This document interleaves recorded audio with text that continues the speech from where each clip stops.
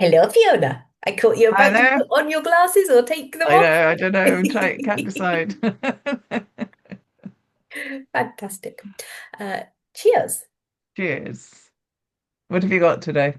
Today I've got a lime and mint Ooh, yogi tea, which is quite tasty. I So. like that one. And we nearly coincided, but I decided against it, went for ginger and orange. I also have yogi, and it's too hot. What does your little thing say? Nothing very interesting this week. Be yourself, and the rest will come to you. Okay. Mine is equally eyebrow raising. Befriend your soul. Ah, yeah. Yeah. And I'm trying to think if we can link because last week we Well, I managed was to about to link it. say we can link it. Mine says befriend your soul, which would come out as befriend Befriend. for a lot of people I know. And because we're going to talk about phonology and pronunciation today, the old friends. Yeah. Oh, that's so annoying. Like the word that always gets me is, or used to get me when I taught young learners was toast. You would like introduce it. You'd show them the flashcard, toast, toast, toast, toast. Perfect. The minute they saw it written down, toast. To us, And yeah, there was no yeah. coming back Well, from it. once is it friend is that one as well, isn't it? For the end. Yeah. Why for the Yeah. end? Why for the end? Well, I mean, so this is obviously building on our time in Spain, but obviously a Mm. lot of your students now are Asian, mainly Japanese. I mean, are there any particular? Yeah, Japanese, Chinese, or Chinese speaking rather than Chinese. Hong Kong, Taiwan. I've also got Korean. Yeah, Yeah. trying to think at the moment. Yeah, Anything it's in about particular that causes them problems in terms of phonology and um, pronunciation? there's a lot of the supresegmental stuff, the connected speech, particularly for ones who've got Chinese as the first language, but not necessarily. Japanese is also. Although it's a very different system, a bit like Spanish is a different system. Um, and R and L, P and F, B and V, so various minimal pairs as well.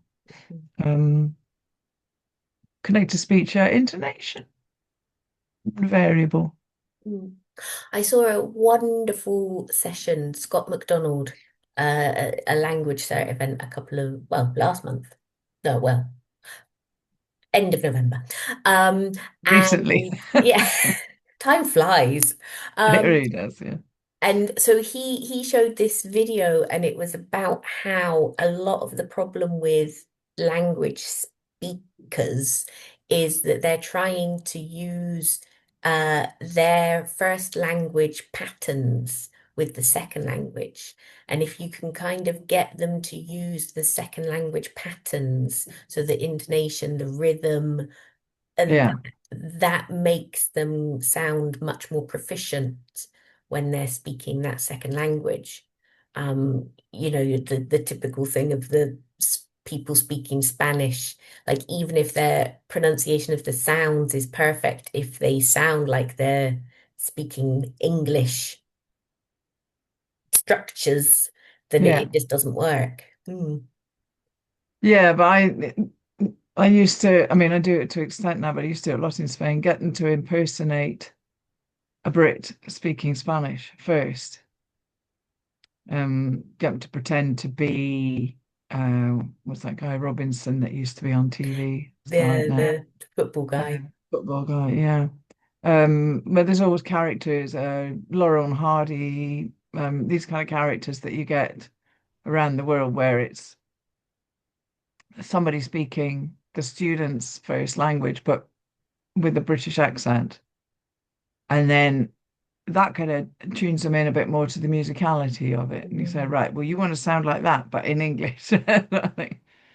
I do a lot of singing as well. We do a lot of Yeah. rapping, um, and then listening to sort of snippets of natural English and saying, now, can you hear how it's like a rap? And it often it is. And then, having stood in class going, what can I get you? What can I get you? What can I get you? What can I get you? Take them to a cafe. And the first thing they say is, what can I What can I get you? get you? And all the students go, what? Yeah. Yeah, I think that's so true. Like with those little chunks. Do you wanna, Got it. and Yeah, exactly. that's one What of you the doing? times when I What you do doing? think What you drills are fun. doing? Yeah.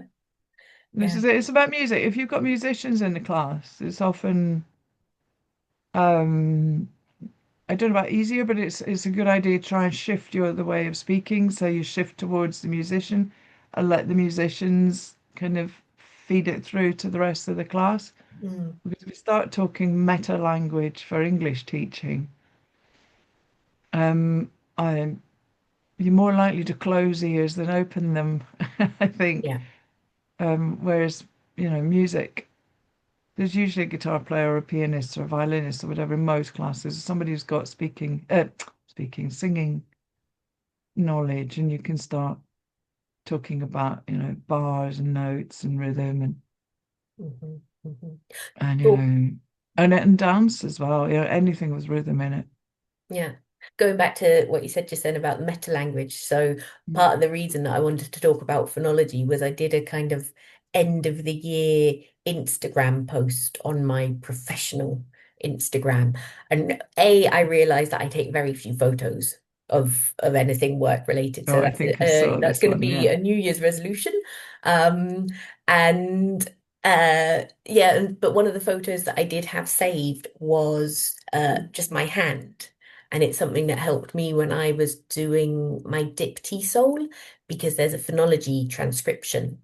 And when I did my mock, I just completely didn't mark any stress anywhere. And I remembered Duncan, he was doing the phonology transcription with me, and he's like, "Have you finished?" I was like, "Yeah." He goes, "Are you sure?" I was like, "Yes." And so after that, I was like, right, I need a way to remember everything that I have to look for. And so it's the AEIOU. And so it's assimilation, uh, elision, intonation. The O is the stress because often we mark it with little Oh, yeah, circles. yeah. And then the U is the liaison because it's like a little U linking Okay. things together. So yeah, so that helped me when I came to do my phonology transcription. Nice. Yeah. Well, I find some of the phonemes look a little bit like the way they're pronounced. Not that many, but some of them do. And with my students, it's some of the problematic ones like the and Mm, if you use the phoneme, even if at the beginning they don't know, I mean, I have the chart from a certain famous course book published by OUP. I have two copies of it, one that I can hold and point at, one's on the wall all the time. Um, but that one with the th and the v as well to an extent, if you imagine that the oval is the tongue and mm, then the line across it is the teeth, yeah, then you approximately come out with the correct sound by going. that's So we do awesome. that, and it really helps to have that one on the board sometimes when, Hmm. if there's a pronunciation issue, just draw it on the board and they kind of Hmm. go, oh yeah. But And talking, the one is similar because it's got the little line across the sort of curly thing. yeah, yeah. But So talking about the visuals for those phonemes, like that mm, really helped me when I actually had to try and learn them. yeah, that Um, particular chart is very yeah, useful. the horse, that one just has stuck with me forever. I don't Yeah. know why. I think that, yeah. This is it. Some of the actual symbols themselves, though, like the or of horse, is that open, that kind of, and you can imagine the mouth and the ah as well. That Mm. one that's like that, that sort of seems to be pointing up. So, See, I always tell my students you have to make your eyebrows go like this oh right, okay. up. Oh, there we go. Yeah. But yeah, no, do you use phonemes Um, much? to be Transcript honest, or anything? not so much. I've got a couple of students that have a couple of adult students who have actually kind of studied phonology. So they're much more likely to go, oh, is it this one or this one? But with the teenagers, I haven't used it. And I think possibly because I would feel much more comfortable doing it in the classroom with those kind of physical visuals around Yeah, and just being able to kind of write things on the board much more quickly. I mean, I have done like some copy pasting of the symbols, right. but yeah, I think it's one of those things that I miss being in the physical classroom for, That's writing interesting. phonemes more easily, Yeah. more quickly. You don't have type it open all the time. Well, I mean, when I've used phonemes, that's been my go-to, but it's Yeah. just that kind of clicking on it, copy paste, putting it in the chat or wherever it needs to go. That's Yeah. just a bit more of a hassle. I suppose so, yeah. No, because I use it quite a lot because my students don't have any meta language really. They don't know what, I mean, at a squeeze, they know what a noun and a verb is, but if I start talking about any of the tense names, they don't know any of that. Um, so same is true, their knowledge, pardon me, of phonemes is minimal to zero. So I do a little bit at the beginning of the year, but I don't think they don't need an in-depth knowledge. But for example, the word woman and women, or the words woman and women, particularly women.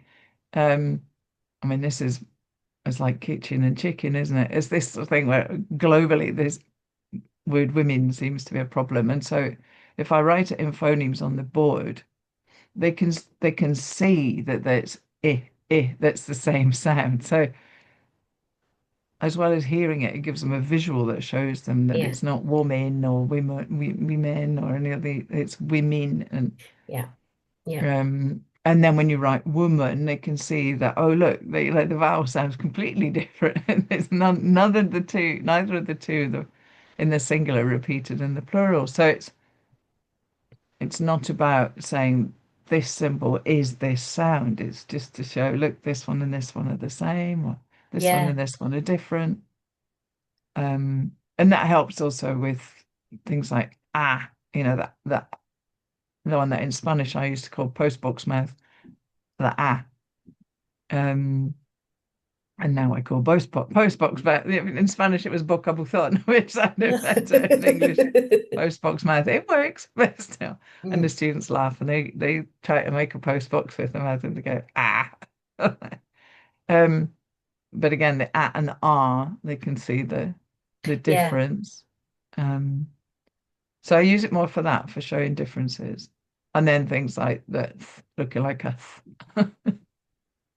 Mm. and then the and the our tongue is in a curved position when we say and then our tongue is flat when we say or can be flat. So I use those phonemes a lot as well. That that reminds me of someone taught me years ago for going back to Spanish again, the b and the v tend to be problematic, although Yeah, generally for they my don't cause students too. problems with meaning. Yeah. But so somebody told me that b for baby, and v for vampire, because you can see your teeth. All right. That was something that helped. Yeah. What about to say, but yeah, a vampire and baby, but okay, I get it now. Right, I was Very struggling with the baby there for a moment. baby, a Baby, yeah. baby. Yeah. No, it's just that the shape of the R and the shape of the L is the same Mm. as the shape that your tongue makes when you Yeah. the er, oh, oh.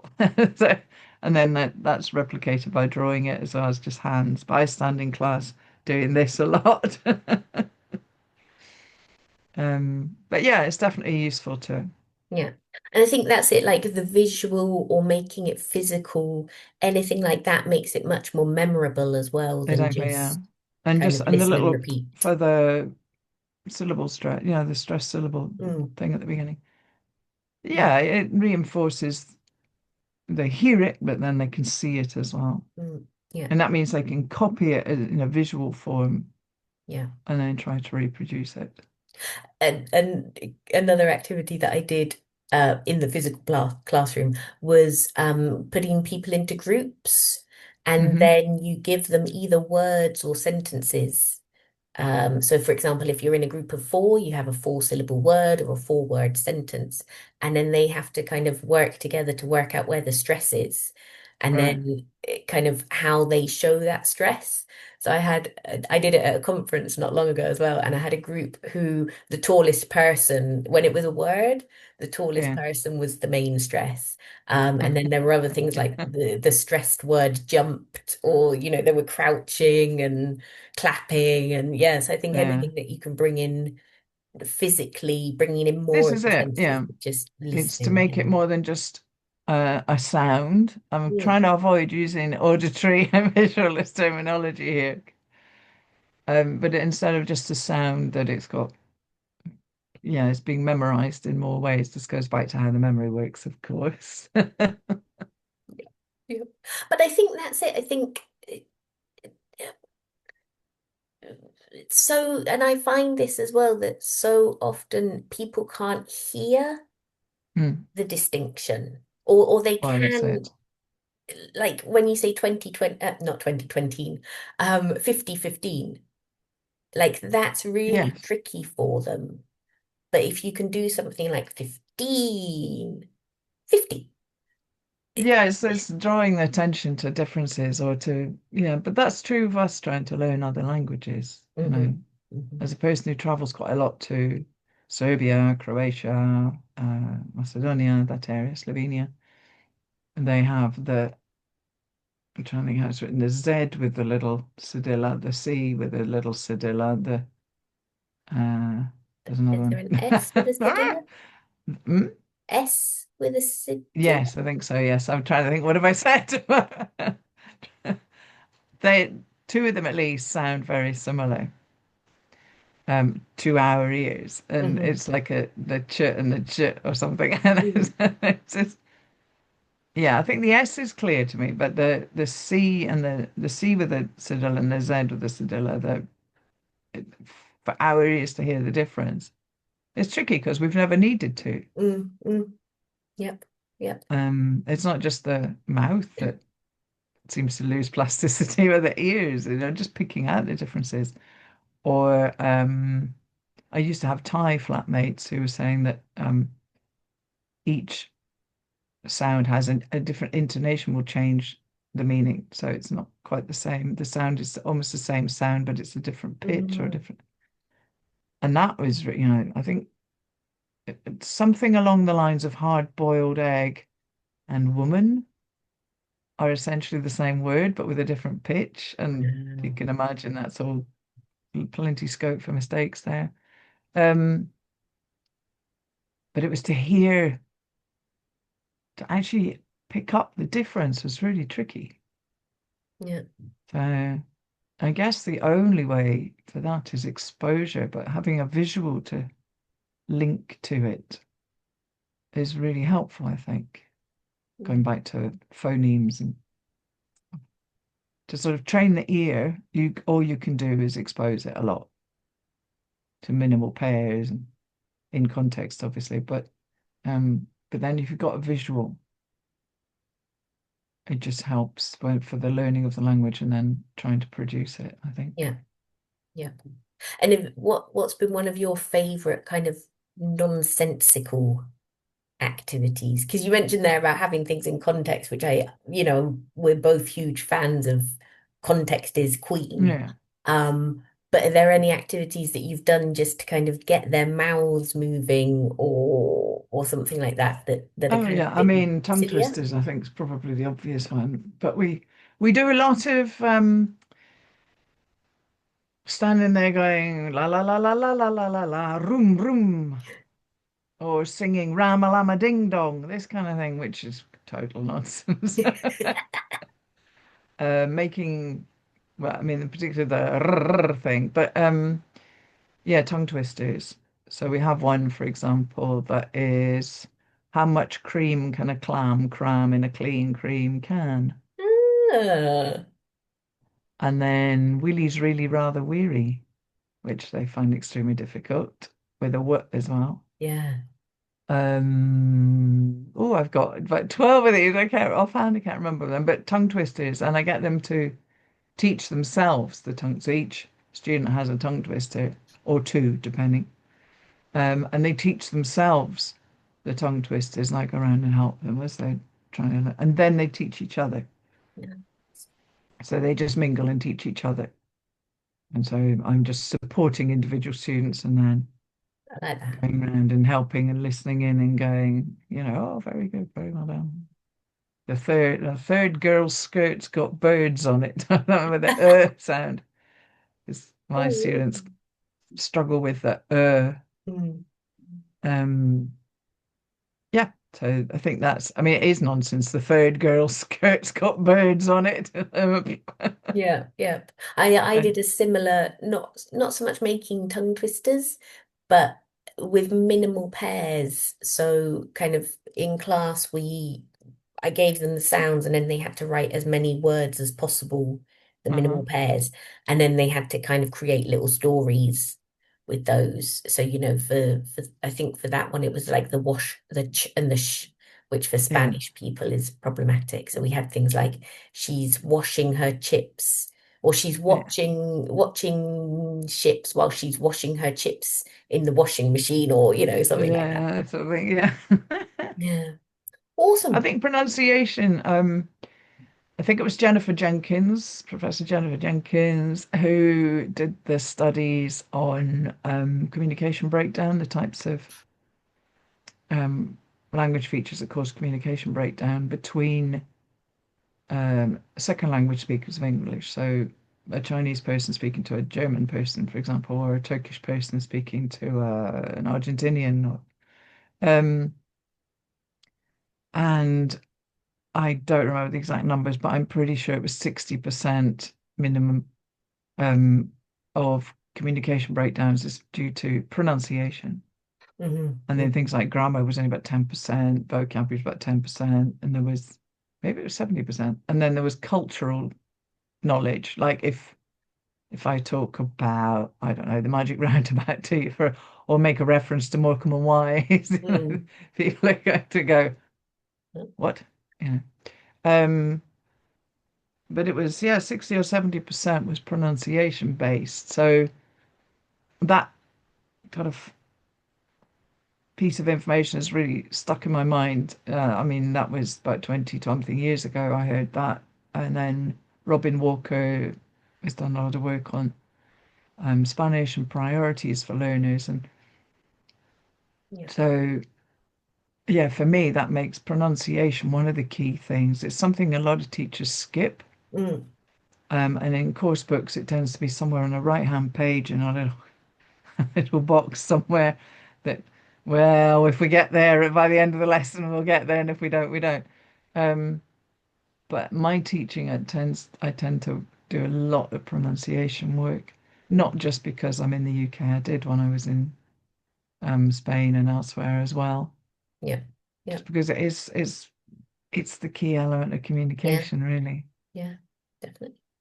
Because for comprehension as well, you've got to do pronunciation not just for production, but Mm. for Well, just then when you were mentioning books, I was thinking, mm, I can't remember if it was the Face-to-Face series. I think their section on pronunciation was titled uh, Help with Listening or Help for Listening or something like that.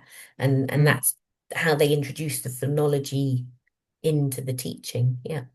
Yeah, I think that's really good. Rather than keeping it as something separate as pronunciation, which is, well, whose pronunciation?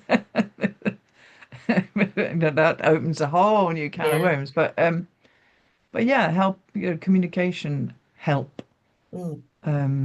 It really is key, and it's key to, things like connected speech for comprehension. It's vital to Yeah. do connected speech sentence stress because it it reduces that desire to understand every word when they really like, doing dicted glosses is brilliant for that. And it's really all about connected speech, picking out words in a stream of language and being able to work out what the person said.